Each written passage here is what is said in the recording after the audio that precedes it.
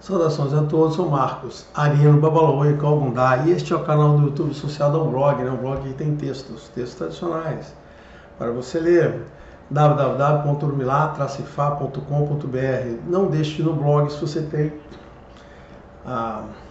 se você gosta de ler, se você consegue compreender textos, você tem a capacidade de ler e entender, e que você vai gostar. Tem assuntos bem abrangentes, falando sobre muitos temas, talvez bastante temas, não sei se estão todos lá, mas estão bastante temas. Tem inclusive textos que são cópias dos livros que eu publiquei. Eu sempre publico uma versão inicial dos textos no blog. A versão tem imperfeições, a versão final está sempre publicada no livro.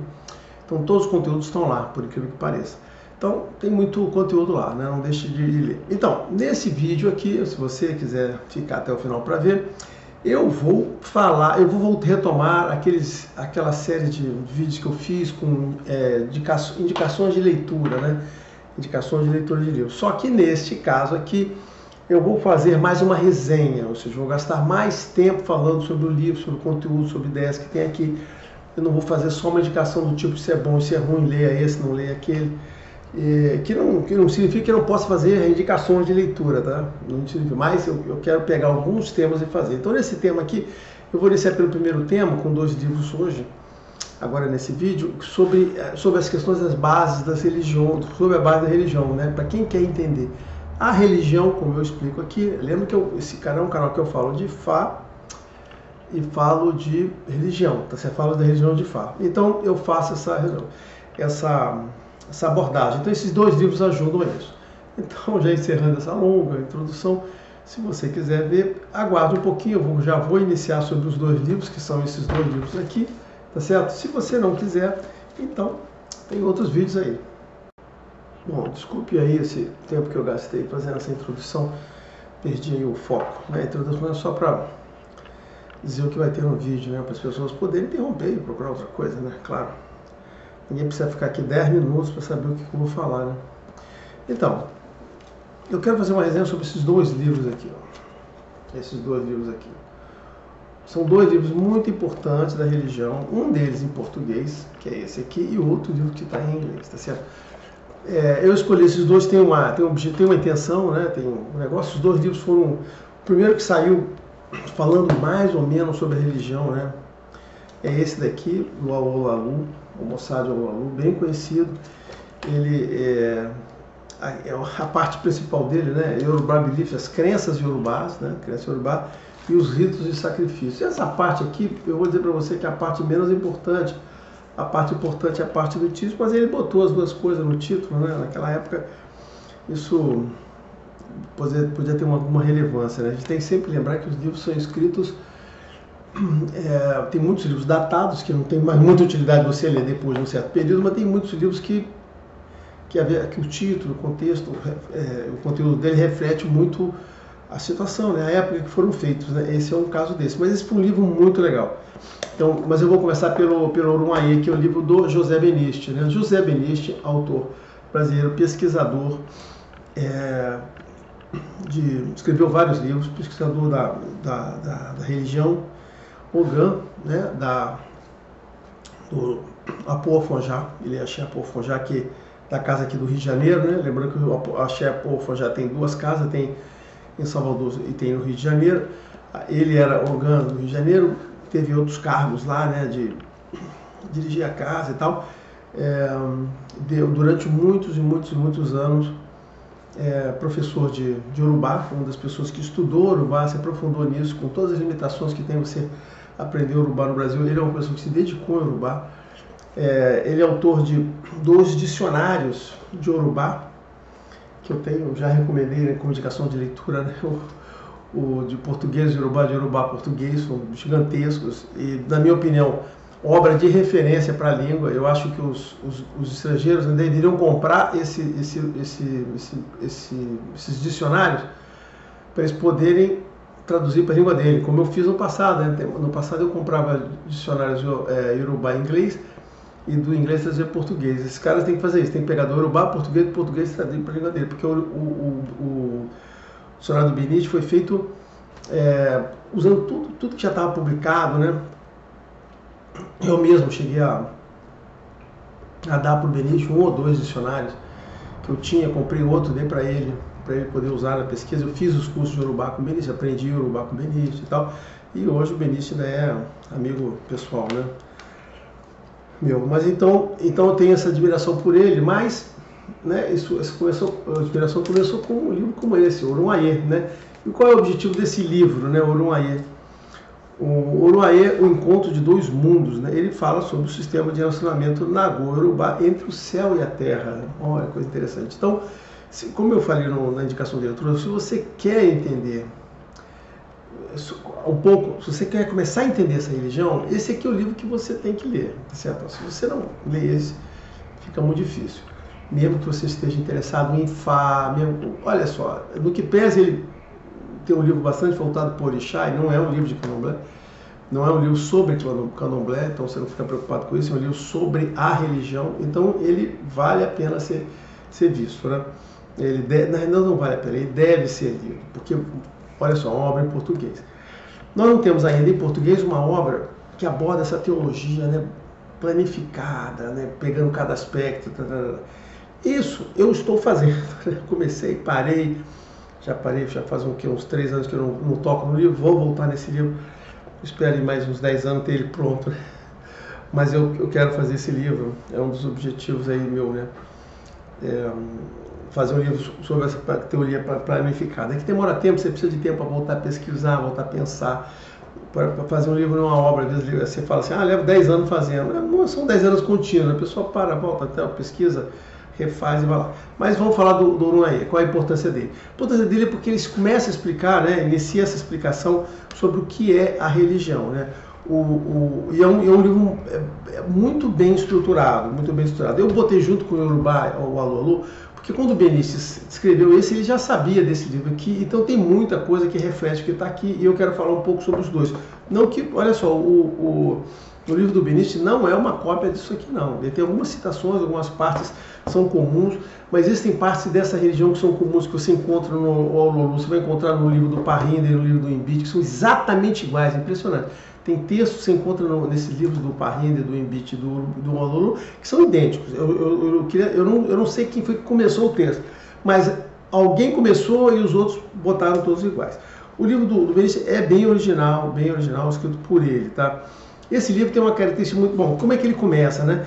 Ele começa falando sobre Deus, que é a parte mais importante, né? Que vocês têm que entender aqui, logo no início, né? A primeira parte que ele aborda é a parte de Deus explicando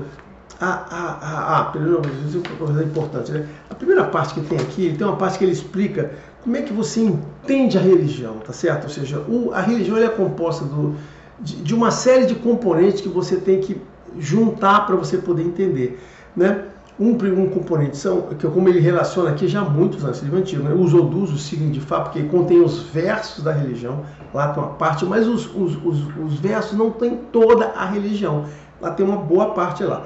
Aí tem uma parte que você tem que considerar, que ele chamou de Ilanaí-Sim, que é a liturgia envolvida na religião, Orim, os cânticos, os cânticos têm informações, tem coisas na letra que você deve considerar para você poder entender, né? E os provérbios, ou B, que ele coloca lá. Então isso tudo é importante, né? São os 4 componentes aqui que juntam para fazer. E teve outro livro que eu li, que faz parte, que eu vou citar, mas não vou citar nesse conjunto aqui, eu vou citar num outro conjunto de livros, que é aquele Ifá, Orixá do Destino. Não sei se é o nome desse título, não. Eu estou falando errado aqui, eu não vou falar assim, depois eu falo. É um outro livro sobre Ifá, que eu falo também que é importante quem quiser começar com Ifá. Eu estou falando, me perdoe, eu confundi, porque tem o Portugal, se não me engano. Ele escreveu um livro muito ruim sobre Orumilá, que botou esse mesmo título, e não tem nada a ver. Eu sempre me referenciei ao primeiro livro, mas agora voou aqui na minha cabeça o título original, porque tem esse 12 que é muito parecido. Então, se a gente fala assim, vou acabar indicando um livro que eu já disse para vocês que não presta. Não vale a pena, não é que não presta. Vale a pena, não tem nada ali que seja relevante. Ele já falava isso, que além que esse livro, o cara fez uma análise muito boa, né? O tal do mestre Tauman. ele mostra lá que você tem uma tradição oral, você tem verso e tal, e você tem os versos e a tradição oral, que essas coisas compõem, você tem que juntar as duas coisas para você poder fazer o entendimento. Então, ou seja, você tem coisas formais, textos formais, as escrituras formais, que no nosso caso são os versos e os oriquis. Os oriquis são extremamente importantes, os cânticos, né?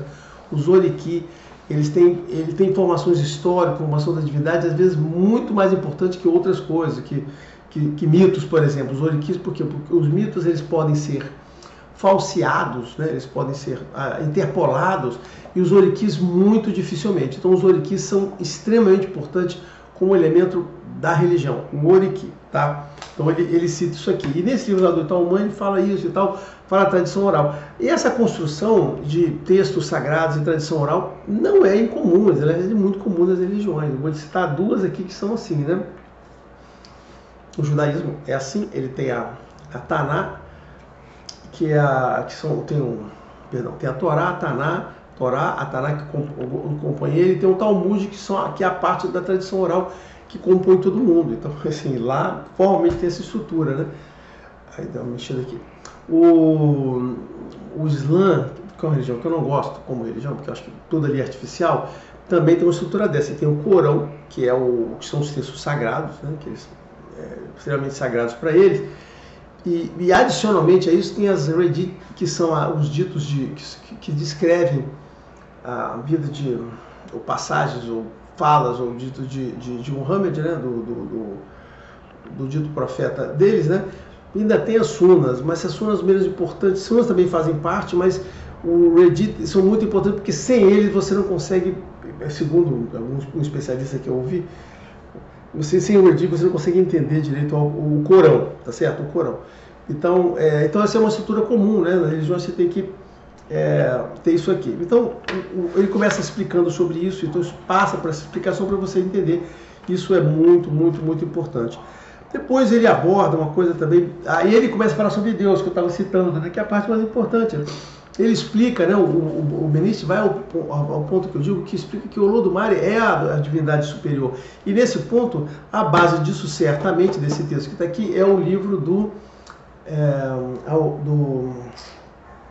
Idou, né? O Olodumare, sobre o Olodumare. Então, assim, o livro do Idou é o livro de referência, certamente. Eu estou supondo aqui, não estou dizendo que eu não discuti isso com o Benite, mas imagino que seja o livro de referência que era da mesma época, que tinha as informações, foi o primeiro que trouxe essa questão do Olodumare, foi muito importante, né, a questão do livro do Idou, né?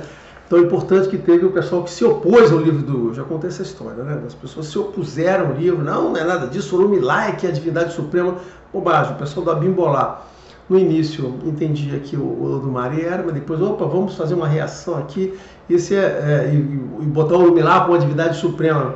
Esse é um exemplo que a gente chama de manifestação político-teológica, está cheio nas religiões, né?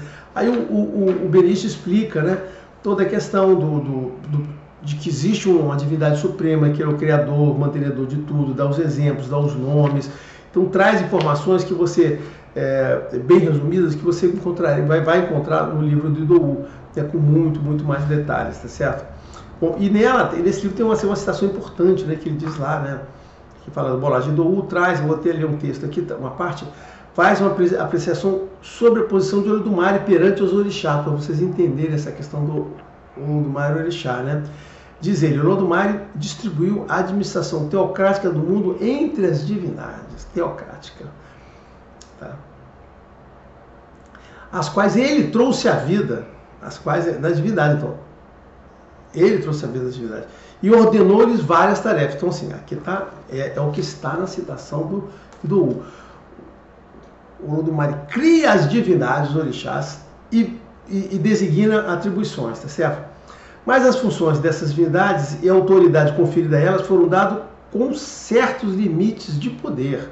Ou seja, todo poder de decisão é limitado e inteiramente submetido à autoridade de Olodumare. Tá certo? Então, isso é o que estabelece que os orixás, isso é um texto, assim, está no livro do Benite, está no livro do Idou, transforma os orixás em ministros, né? Ou seja, a grande diferença que tem, né? Embaixador é alguém que te representa. Ministro é alguém que te representa e tem poderes limitados. Então, os orixás têm poderes limitados. Os orixás não são deuses, os orixás são divindades criadas por Olodumare, como está aqui, com poderes limitados lá. E o objetivo dos orixás, como eu já citei em várias situações, vou citar novamente, é o quê? Eles administram a relação humana, a relação entre nós, ou seja, nós e a divindade. A razão da existência do orixá é a humanidade, são as pessoas. Por que eu estou afirmando isso? Como eu já citei, é Oxétuá. Lá está dizendo isso, tá certo? Assim como existem outros versos que confirmam isso. Então, pertence somente ao Olodumare o controle do mundo, da natureza, da existência, emana dele, e não emana dos orixás, que foram criados com uma missão específica, tá? Isso aqui é muito legal, então esse é o tipo de livro que você deve ler com atenção. Nada que o Beniste colocou é irrelevante. Uma das coisas importantes no livro dele, também que eu gosto de citar, é que o livro, para cada capítulo do livro, ele tem notas. E as notas, às vezes, são quase tão melhores do que o próprio capítulo em si. São notas preciosíssimas que ele coloca com explicações complementares, que ele achou melhor botar na forma de nota do que inserir lá no texto, fica um texto meio longo, confuso. E uma dessas notas de perguntas que as pessoas têm, né, no primeiro capítulo aqui, é que ele explica quais são os Oruns. Tem muita gente que quer saber quais são os Oruns que existem. Então, o Beniste cita aqui o Orun Afé, que é o espaço de aragem, local de correção, onde os espíritos permanecem até eles serem reencarnados, né? O Orun Ixalu, também denominado de Axalu, onde são realizados julgamentos dos espíritos. Orun Apaadi, local dos erros impossíveis de reparar. Ó, coisa curiosa.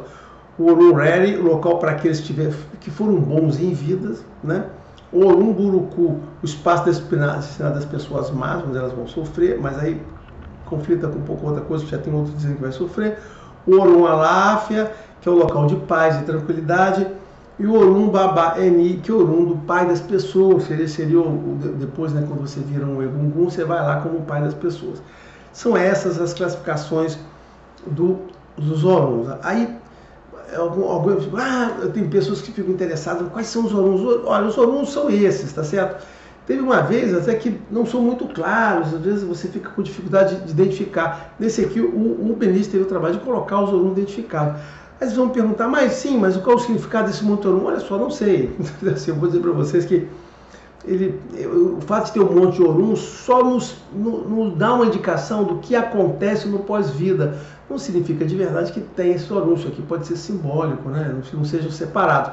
Mas fica claro que existe uma destinação da preparação das pessoas que vão renascer, das pessoas que tiveram uma vida boa, os babá. Então, olha só, então significa que quando você é um babá, né, você é honrado por cada sua vida, você vai ter um lugar, uma consideração especial. Eu vejo eles mais como uma indicação do resultado do pós-vida, ou seja, o que a sua vida gera no Orun, né? Esse é o significado que eu dou a eles, né? Então, por esses Oruns e por essa classificação, você olha como as pessoas são vistas do ponto de vista de Deus, né? Por esse modo de classificar, seja de mal, seja de bom. Então, eu sempre vejo isso aqui sob o ponto de vista muito simbólico e não sob o ponto de vista literal, que tenha 3, 4, 5, 6, 7, 8, 9 Oruns, tá? Não faz parte da coisa toda. Mas, então, essa explicação está aqui, tem várias notas bem interessantes, né, do livro aqui. Depois ele faz, então, o que ele faz, né? Aí ele entra, né, no mito da criação, né? Ou seja, que é o importante. Depois ele dizer a presença de Deus, o Beniste vai falar sobre o mito da criação. Então, mostra os mitos da criação, com variações. Isso aqui, certamente, ele também usou como fonte o livro de Idou, que ele explica aqui todo o mito da criação, né? Que os orixás tiveram designados. Aí tem 2 mitos importantes, né?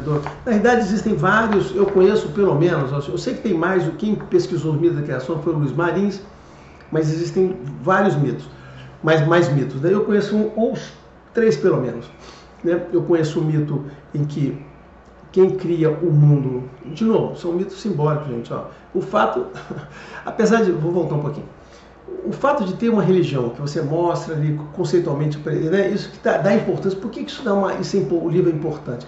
Porque o livro te mostra que nós estamos lidando não com culto, não com fetiche, né? Animismo. Nós estamos lidando, de fato, com uma religião. É isso que esse tipo de conhecimento que está aqui em outros livros que eu vou mostrar, traduz para vocês. Estamos com uma religião que tem conhecimento completo. Então, o Benício começa explicando lá Deus, não sei o que, a criação, e fala sobre a Gênesis, sobre a criação. Então, a religião tem o seu mito de criação. Quando o mundo apareceu, não é basicamente um culto aqui destinado a cultuar algum espírito. Não se trata disso. Tem um mito da criação. Que é primeiro o Odumáre criando os orixás, depois os orixás vindo aqui com a missão de criar um mundo, o mundo nascendo do zero, só um mundo de águas, criando a parte da terra, né? O mito, segundo o Gênesis Yorubá, né? É isso, o mundo era água, completamente água, são as águas primordiais, né? E dessas águas primordiais, os orixás descem, aí espalham, né? O Odumáre dá a terra para eles, né? Ele espalha a terra lá, essa terra começa num ponto, e nesse ponto ele é espalhado, e para isso existe uma figura da galinha de 5 dedos, né, que espalha a terra, vai espalhando, criando, né, a terra firme, né? Essa terra firme leva um tempo a ser criada, ou seja, tem um período que ele tem que esperar, que ela não está tão firme, né? Aí surge o primeiro animal sagrado, nesse caso, que é o camaleão, que é aquele que anda com muito cuidado, que ele vem aqui testar, ele descobre que não está tão firme assim, espera um tempo, depois, não, agora pode. Aí ele vem, né, e faz essa parte. Se não me engano, a terra é espalhada pela galinha, 5 dedos, talvez pelo pombo. Acho que o pombo vem depois. Tem um pombo também nessa história aí. Mas os orixás se espalham. E aí começa a população a viver no mundo, né? O Ibie, o Samara-Ibie, também tem no livro dele, no primeiro livro aqui de capa dura, que ele fala sobre o Sodumeji, ele tem lá um mito da criação. Então esse é o terceiro mito da criação que eu conheço, que é o mito da criação sob vista de Fá, no qual o Orunmilá é o grande criador de tudo, tá certo, né? Do ponto de vista de orixá, existe um mito de criação com 2 variações. O mito original, Oxalá é uma divindade que recebe a missão de criar, mas ele não cria sozinho, ele cria o início, mas os demais orixás vão junto com ele, tá? Não tem essa de só ele criou, não tem essa coisa não. Oxalá. E tem um terceiro mito, né, que é uma variação de Oxalá, em que, na verdade, Oxalá ia começar, aí Oduduá, que é uma outra divindade, pega isso e cria no lugar dele. Segundo reconstituição histórica do Idoú, esse mito foi uma criação político-teológica, né? De que uns dominadores lá da região lá onde havia Oxalá, da região onde Oxalá era a divindade principal, eles precisavam se estabelecer, acho que foi em fé. Mas eles trouxeram uma outra divindade, só que eles tinham que estabelecer aquela divindade. Então aí eles inventaram esse mito no qual o Duduá ganha essa primazia. Então no mito deles, variado, o Duduá ganha a primazia da criação do mundo, e Oxalá fica com a criação das pessoas, né? O Odumáre atribui a isso lá. E isso está no livro que eu estou preparando sobre teologia, está lá explicado, inclusive a origem de Oduduá, né? O Oduduá vem do Benin, que é uma região no sudeste, né? Ao sudeste da região Urubá, onde lá sim tem uma outra teologia lá, tem uma outra religião, qual surge a figura de Urubá, de Oduduá, que tem toda a relevância, o Olokun vem de lá também. Então tem mitos que separam isso lá. Mas o Benício, inclusive, inteligentemente trouxe esses mitos, essas variações, você passa a conhecer esse tipo de coisa. Bom, aí depois ele vai e explica sobre os orixás, o que são, classificações, dá uma ideia do que sejam os orixás, as diversas denominações, né? E aqui a gente tem uma discordância, né? Tem um pequeno ponto de discordância entre eu e o Benício, teológica, né? No qual o Benício soma a ideia de que os orixás controlam a natureza, e minhas pesquisas não. O orixá não controla a natureza, orixá não são elementos da natureza. Os orixás controlam alguns elementos, eles têm associações com alguns elementos, mas eles não controlam. Por quê? Porque somente quem controla a natureza é o Odumáre. Essa é uma pequena variação de entendimento teológico, né? E tem pessoas que pensam assim, eu penso mais como os Yorubás. Eu até imagino que os Yorubás pensem igual a mim, né? Porque na verdade eu pesquisei em material deles, né? Aí ele explica toda essa parte, os orixás, isso é importante, passa por todo mundo, explica o oráculo, né, a finalidade do oráculo. E aqui também tem um trecho que eu separei para ler para vocês, que ele fala sobre a utilidade do oráculo, por que o oráculo religioso existe, né? Aqui ele diz assim, aconteça como acontecer, a pessoa quer conseguir o melhor da vida. Esse é o entendimento, né, dessa religião. Conhecer a vontade divina, conseguir longevidade, prosperidade, sucesso nos empreendimentos são os desafios a serem enfrentados. Além disso, a crença religiosa legada ao candomblé é a de que o mundo é influenciado por certas forças mágicas, espíritos de ancestrais, divindades diversas. Assim, é sábio e conveniente possuir essas forças a seu lado. Diante disso, será o oráculo quem irá revelar o que essas forças estão planejando e o que se pode fazer para prevenir, conciliar e satisfazê-la. Desse modo, podemos definir que a predição é o meio pelo qual a vontade divina é compreendida, tá certo? Esse aqui foi aí ele, né, a definição que ele trouxe aqui. Aí ele explica aqui, fala um pouquinho do Ifá, fala do jogo de búzios, notas valiosíssimas, tá certo, né? Notas valiosíssimas. E aí ele traz aqui uma nota que ele tirou do livro do Frobenius, é um dos livros que eu gosto, né? Já fiz uma referência ao livro dos Frobenius aqui. É uma nota importante, vai ao encontro que eu estou falando aqui. Olha o que ele escreveu numa nota, né? A nota número 2 aqui da página 117. Um orixá é um personagem que veio sobre a terra quando ela foi criada e da qual descendem as pessoas. Aí ele está tirando a citação de um outro livro, né? Esse livro que ele tirou foi do próprio livro do William Bascom, tá vendo? O Benício consultou livros importantíssimos, tá? Seus filhos começaram a fazer sacrifícios e a continuar todas as cerimônias que eles mesmos faziam quando estavam sobre a terra. O culto foi passado de geração em geração e o indivíduo considera o orixá que adora como um ancestral e seu descendente. Esse foi o William Bascom aqui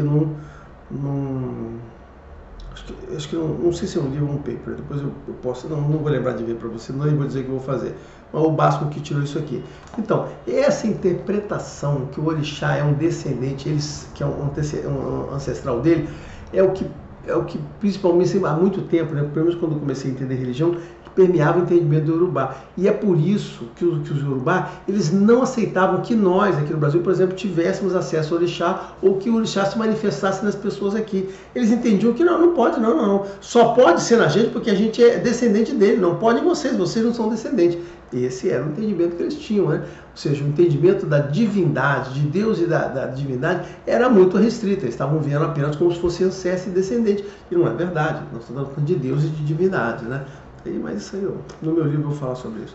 Muito bem, aí ele fala sobre vários aspectos, inclusive ele entra numa parte bem interessante, fala da relação dos homens e das divindades, explica isso com toda a calma, entendeu? E fala sobre a divindade Ori, né, que é importantíssimo. E aí ele dedica um longo espaço do livro aqui explicando Ori, implicações, coisas importantes. Inclusive ele descreve um Bori. Isso aqui eu acho que foi um excesso para esse livro, acho que não precisava essa descrição detalhada de Bori. Tem várias páginas e páginas e páginas aqui descrevendo o Bori, trazendo conhecimentos importantes.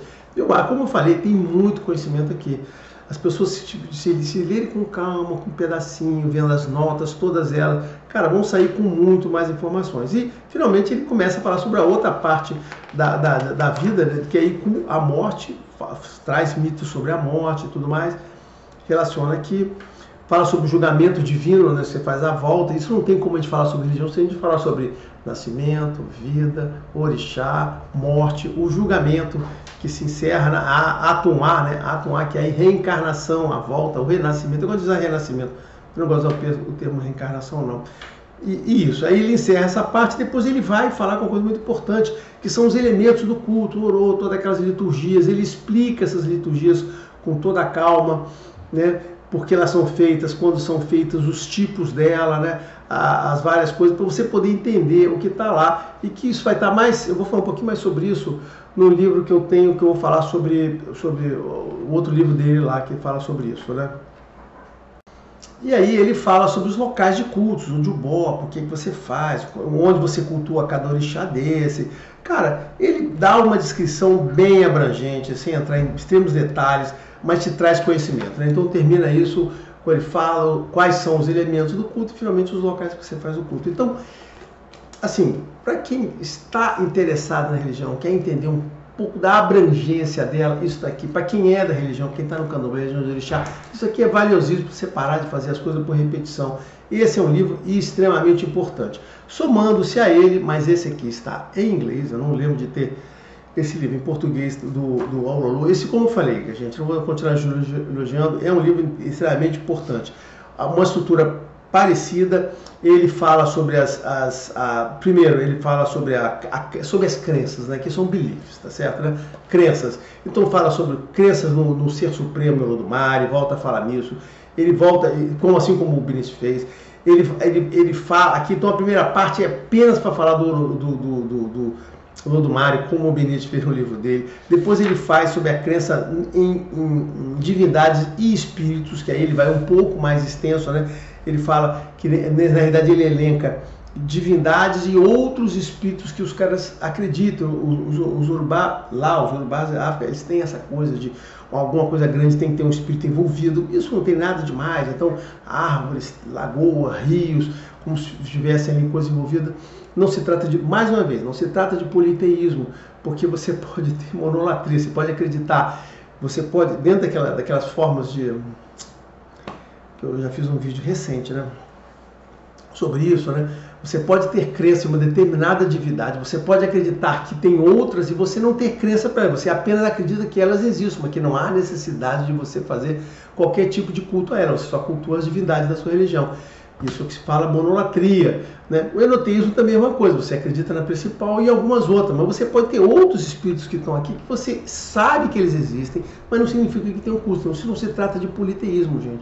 Entendeu? Até porque, lembra aquela edição do Benício? Politeísmo é quando os deuses não têm limite de poder, eles não compartilham lá claramente na identificação, como o bicho colocou, existe o Olodumare que é o quem tem Deus e quem ele designa para outros, isso ali, isso muda toda a qualidade das relações, né? E aí ele explica a crença nos ancestros, que aqui é muito importante. O Benício também coloca isso, tá? E o Benício também tem a parte dos ancestros, que são extremamente importantes, porque as pessoas... Por quê? Porque, eu já falei antes, é uma religião familiar. Essa religião acredita em família, em descendência, em homens e mulheres se casarem, terem filhos, filhos terem netos, netos terem trinetos, bisnetos, até, né, tataranetos.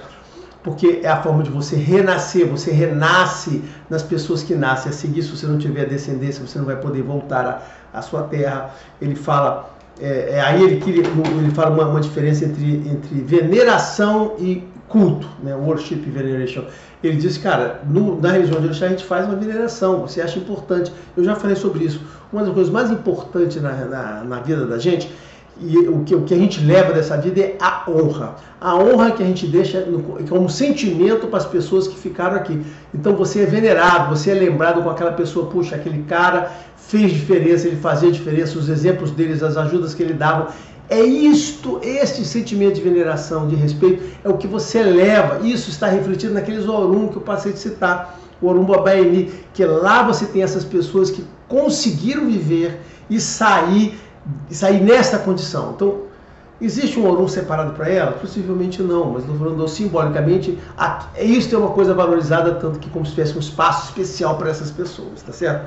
Bom, aí ele também, aqui ele fala sobre algumas outras coisas que eles acreditam, que são importantes de entender. Os encantamentos, a medicina, que você faz com elemento natural, mágica, feitiçaria, que é a parte que as pessoas podem fazer. Então ele tem toda essa citação aqui com informações bastante relevantes.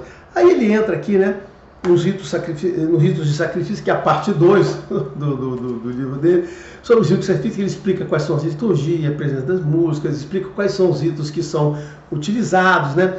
Ele fala, ele explica a parte também, como o Benício falou, dos oráculos, né? que é o oráculo feito baseado no sacrifício, porque nessa religião você não faz uma oferenda e você não faz um sacrifício, você não faz uma liturgia sem um oráculo prévio. Isso é muito interessante, tá vendo? A pessoa fala assim, me dá aí uma simpatia. O pessoal fala, olha só, não tem simpatia nessa religião, cara, não tem simpatia. O cara pode te dar lá faz essa magia aqui. Cara, não tem, isso é coisa de mágico, de feiticeiro. Na religião, toda a parte que envolve oferenda, sacrifício, lembrando para você o seguinte, que a palavra sacrifício ela tem um significado muito amplo. Sacrifício não é aquilo que envolve você eliminar um animal, né, fazer essas coisas. Não é nada disso. Sacrifício é alguma coisa que você se sacrifica, você tira de você para dar. É alguma coisa que te faz falta, que é importante para você, mas você vai abrir mão. Pode ser comportamentos, pode ser coisas materiais ou não, pode ser sentimentos. Isso é um sacrifício. Esse é o sentido amplo da palavra sacrifício. Se você não faz isso, né, você não faz oferenda de sacrifício sem antes a divinização. Por quê? Porque não tem sentido você fazer uma oferenda para uma divindade, pedir a Deus, fazer uma oferenda daquilo, se você antes não avaliar se aquilo é necessário, cabível e justo, porque existem uma série de coisas para aquilo dar certo. Tem que haver você, o seu problema, a sua posição, ou seja, aquilo ser justo, né? Você ser merecedor daquilo, tem que ter a pessoa correta para fazer aquilo, tem que ter a divindade que suporta o seu pedido. Existe uma série de condições para essas coisas funcionar. Não é automático, não é o seguinte, joga a coisa ali, vai funcionar. Não é assim que funciona. Aí ele explica aqui esse tipo de coisa, né? Aí fala o significado dos vários tipos de oferenda, né? Ele fala aqui da oferenda votiva, propiciatória, preventiva, que substitui, tá certo? Então, assim, aí que são basicamente divisões, porque você pode fazer uma coisa substituindo por outra, para evitar que alguma coisa aconteça, para você pedir como se faz, uma reparação de alguma coisa que você fez, tá aqui, estão lá. E fala sobre elementos e tudo mais, né? Então, é esse esse livro. E esses dois, como eu falei, são muito parecidos, muito similares, uma estrutura assim, parecida, mas não tem as mesmas informações, não tem a mesma informação. Esse aqui está em português, esse aqui está em inglês. Recomendo, na verdade, recomendo você lerem os dois. Se você quiser começar a sair do zero para ter algum entendimento geral do que é a religião, cara, esses são os dois livros para começar. E é esse o conteúdo que você vai encontrar nesse livro. Eu espero que essa explicação que eu dei do conteúdo seja suficiente para motivar vocês a ler esses livros e buscarem este conhecimento, tá certo? Ok? Então era isso, espero que tenha sido útil. Até o próximo.